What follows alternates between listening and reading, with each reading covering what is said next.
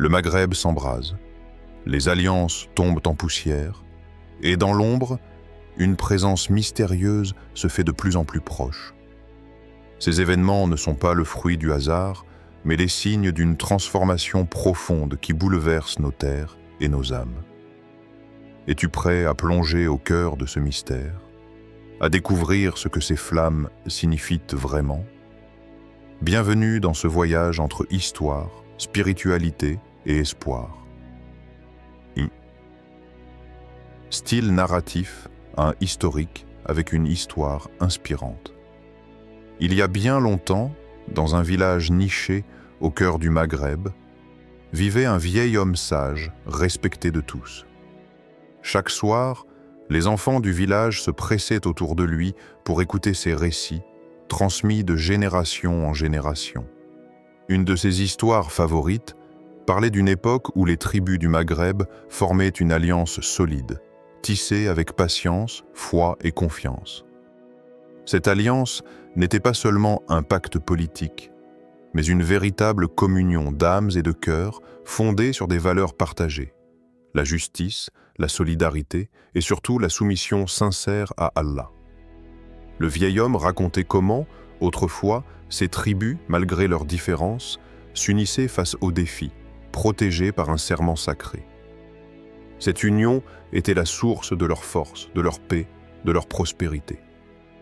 Ils partageaient les fruits de la terre, soutenaient les faibles et protégeaient en l'honneur de chacun comme s'il était le leur. Mais le temps, impitoyable maître, a lentement érodé ce lien précieux. Peu à peu, des fissures sont apparues. L'intérêt personnel a pris le pas sur la fraternité. La discorde a semé ses graines dans les cœurs. Les tribus qui étaient jadis unies ont commencé à se regarder avec méfiance. Les jalousies, les rivalités, les ambitions individuelles ont fragmenté cette belle alliance. Ce qui était un pacte sacré est devenu un simple jeu d'intérêt. Le vieil homme insistait toujours sur un point. Quand les hommes oublient que leur force vient de la justice divine, leur union ne tient plus. Aujourd'hui, cette histoire résonne étrangement dans notre réalité. Dans le Maghreb d'aujourd'hui, nous assistons à l'effondrement des alliances, non seulement sur le plan politique, mais aussi social et spirituel. Les structures qui jadis unissaient les peuples semblent vaciller, fragilisées par des tensions internes, des conflits d'intérêts et des influences extérieures. Les accords signés, les promesses faites, tout cela s'effrite comme un château de sable face aux vagues. Le vide laissé par ces ruptures engendre un chaos palpable. Le peuple ressent ce malaise, cette incertitude qui s'installe, cette peur sourde qui grandit. Mais cette histoire ancienne du vieil homme du Maghreb nous rappelle une vérité essentielle. La véritable force ne réside pas dans les alliances humaines, aussi solides paraissent-elles, ni dans les promesses des hommes, aussi solennelles soient-elles. Elle se trouve dans la fidélité à Allah, dans la quête sincère de la justice divine, dans la capacité à s'unir autour des principes sacrés, non des intérêts temporaires. Car les alliances fondées sur le pouvoir, la politique ou l'ego sont fragiles et temporaires. Mais celles qui sont bâties sur la justice, la foi et la droiture sont éternelles. Le feu qui embrase aujourd'hui le Maghreb est-il donc un signe de destruction absolue? Ou pourrait-il être, au contraire, une purification? Un appel à revenir aux valeurs éternelles, à renouer avec cette alliance sacrée qui unit les âmes dans la foi et la justice? Ce feu ardent qui semble dévorer tout sur son passage pourrait être un brasier purificateur, destiné à brûler les fausses unions pour faire place à une renaissance spirituelle. Le vieil homme du village nous invitait toujours à voir au-delà des apparences, à comprendre que parfois, la tempête est nécessaire pour faire tomber les feuilles mortes et laisser pousser de nouvelles pousses. Aujourd'hui, face à ce tumulte, notre défi est double. Ne pas succomber à la peur ou à la colère, et surtout ne pas perdre de vue que la vraie force réside dans notre fidélité à Allah et dans la justice qu'il ordonne. C'est cette fidélité-là qui peut reconstruire les ponts détruits, guérir les blessures anciennes et rassembler les cœurs dispersés. Ce feu qui embrase le Maghreb n'est pas simplement un feu politique ou social. Il est aussi une invitation profonde à la purification intérieure, au retour sincère à la justice divine, à l'union véritable dans la foi. Et toi, spectateur, que choisis-tu dans cette tempête? Restes-tu prisonnier des rancunes, des divisions, ou cherches-tu cette lumière au-delà des flammes? Cette histoire, si vieille soit-elle, continue de résonner aujourd'hui. Elle nous rappelle que l'histoire du Maghreb est avant tout une histoire d'âme, d'esprit, d'une quête commune vers la justice et la paix. Et dans cette quête, l'espoir demeure vivant, même lorsque les alliances s'effondrent et que les cendres semblent tout recouvrir. 2. Style interrogatif en introspectif. Toi qui te tiens face à l'écran, qui regarde ces images, ces nouvelles, ce tumulte qui secoue le Maghreb et bien au-delà, qu'éprouves-tu dans ton cœur? Est-ce que la peur qui te serre la poitrine? La colère qui bouillonne, face à ce chaos qui semble inéluctable? Ou peut-être un profond questionnement, une recherche silencieuse d'un sens que les événements ne révélant pas immédiatement? Car dans ce monde où tout semble s'effondrer, alliances, institutions, certitudes, il est tentant de réduire ces événements à de simples hasards, à des conflits politiques ou des luttes de pouvoir. Mais et si ce que nous voyons était autre chose? Et si, au-delà des apparences, une main invisible guidait ces bouleversements? Une force divine qui orchestre le passage d'une ère à une autre? Un plan plus vaste, caché à la vue des hommes, mais dont les signes s'égrènent pour ceux qui savent regarder? Le Mahdi, ce nom porte en lui une promesse, un espoir dans l'obscurité, une lumière qui se rapproche pour rétablir l'équilibre et la justice. Mais avant qu'il n'apparaisse, la question essentielle demeure. Sommes-nous prêts? Prêts à accueillir ce changement qui ne peut commencer qu'en nous? Car toute transformation extérieure est le reflet d'une révolution intérieure. Prends une pause, inspire profondément. Pose-toi cette question. Suis-je prêt à lâcher ce qui me retient? Suis-je prêt à abandonner mes certitudes, mes jugements, mes idées préconçues pour ouvrir mon cœur à la sagesse d'Allah? Cette sagesse qui transcende le temps et l'espace, qui guide celui qui cherche la vérité avec sincérité et humilité. Es-tu prêt à regarder en toi-même, au-delà des peurs, des rancunes, des blessures? Es-tu prêt à allumer cette flamme, la flamme de la justice et de la droiture, même si autour de toi les tempêtes font rage? Cette flamme ne se nourrit pas de haine ni de colère, mais d'un amour profond pour la justice, d'une volonté inébranlable de reconstruire ce qui est brisé. Elle demande courage et patience, car le chemin est parsemé d'épreuves. Mais cette préparation intérieure, ce combat contre ses propres faiblesses, cette remise en question sincère, c'est là que commence la véritable révolution. Car sans ce travail de l'âme, aucune paix durable ne peut s'installer.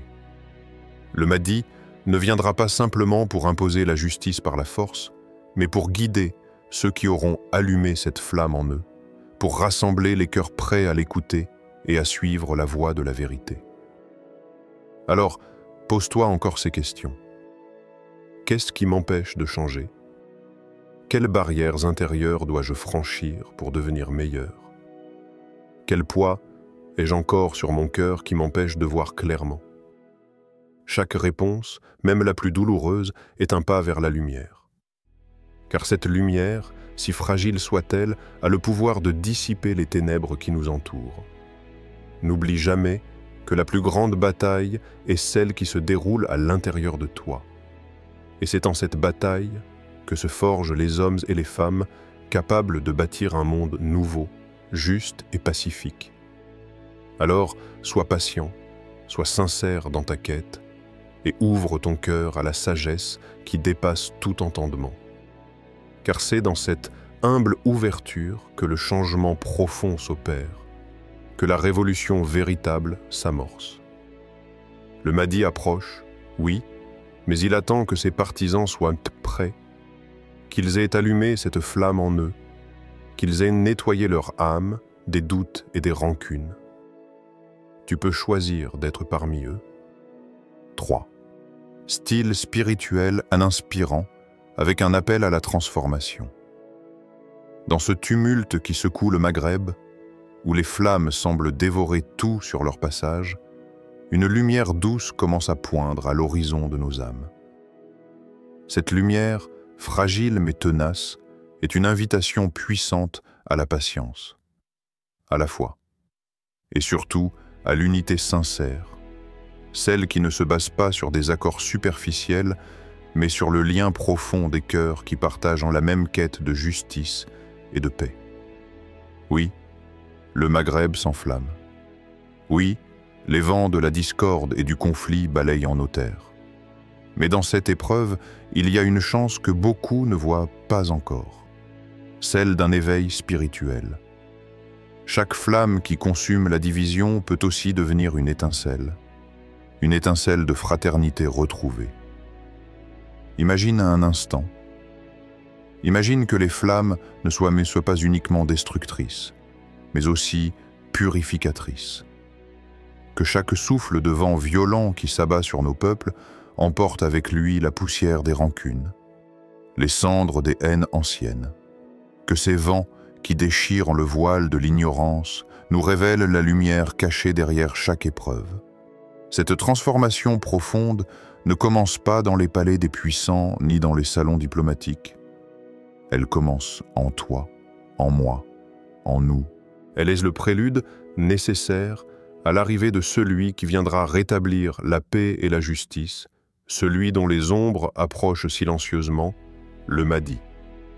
Il est cette lumière qui ne fait pas de bruit, mais qui éclaire les cœurs prêts à l'accueillir. Alors, toi qui entends cet appel, choisis la lumière. Choisis de purifier ton âme. Choisis de lâcher les fardeaux du passé, les blessures qui entravent ta marche. Choisis de bâtir des ponts, même quand tout semble s'effondrer autour de toi. Bâtir des ponts entre les peuples divisés, entre les frères séparés, entre les cœurs blessés. Car c'est dans cette construction silencieuse que se prépare la grande révolution spirituelle. La lumière qui vient n'est pas celle des armes ni des batailles sanglantes, mais celle de la justice et de la miséricorde. Elle éclaire le chemin pour ceux qui, malgré les tempêtes, gardent la foi et tendent la main à leur prochain. Le Maghreb peut sembler perdu dans la fumée des conflits, mais dans cette fumée, une essence nouvelle se crée, une conscience renouvelée, un appel à revenir aux valeurs éternelles. Cette conscience nous invite à nous dépasser, à embrasser la sagesse divine qui dépasse toute compréhension humaine. Elle nous rappelle que la vraie force réside dans la patience, dans l'endurance, dans le refus de céder à la haine, même quand l'injustice frappe. Car c'est ainsi que s'élèvent les âmes des guerriers de la lumière.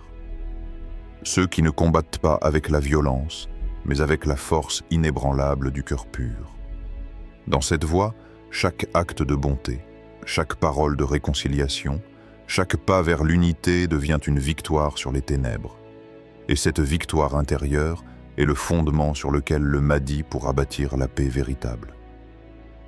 Alors, regarde en toi-même et demande-toi, suis-je prêt à accueillir cette lumière?